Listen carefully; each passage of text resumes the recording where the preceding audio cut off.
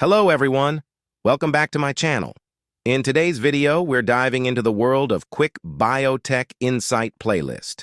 If you haven't subscribed yet, be sure to hit that subscribe button, give it a thumbs up, and share it for more exciting biotech insights.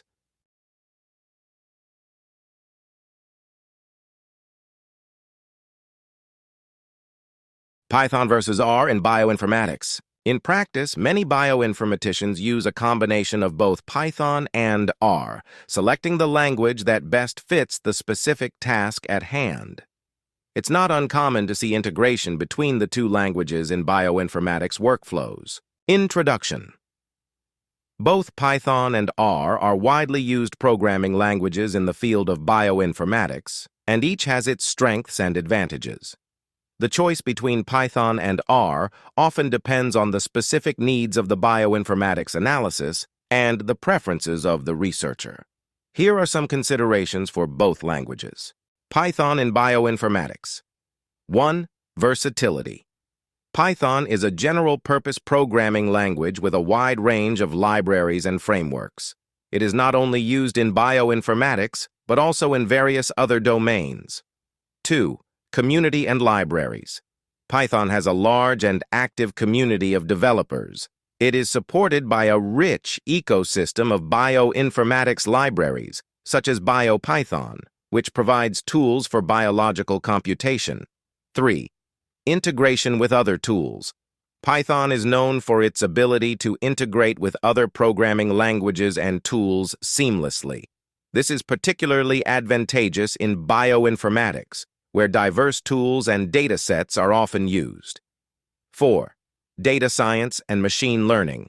Python has become a prominent language in the data science and machine learning communities. Researchers can leverage popular libraries like NumPy, Pandas, and scikit-learn for data analysis and machine learning applications. 5. Ease of learning. Python is often considered more accessible to beginners due to its readable syntax and ease of learning. R in bioinformatics. 1. Statistical analysis.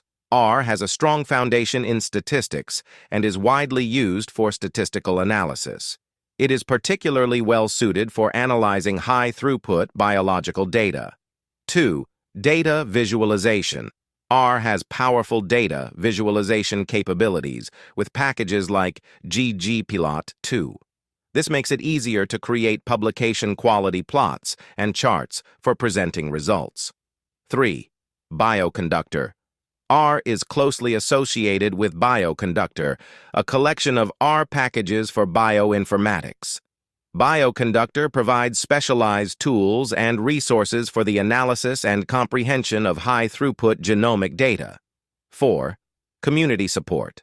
R has a strong and active community of bioinformaticians and statisticians. The community often shares code, packages, and best practices. 5. R Markdown. R Markdown allows researchers to create dynamic documents that combine R code, results, and narrative text, making it useful for reproducible research and generating reports.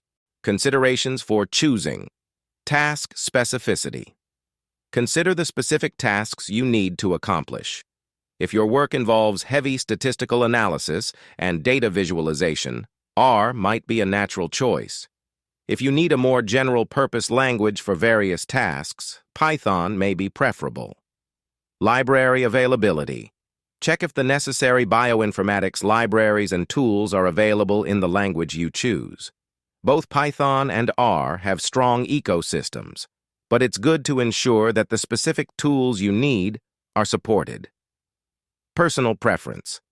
Personal familiarity and preference also play a role.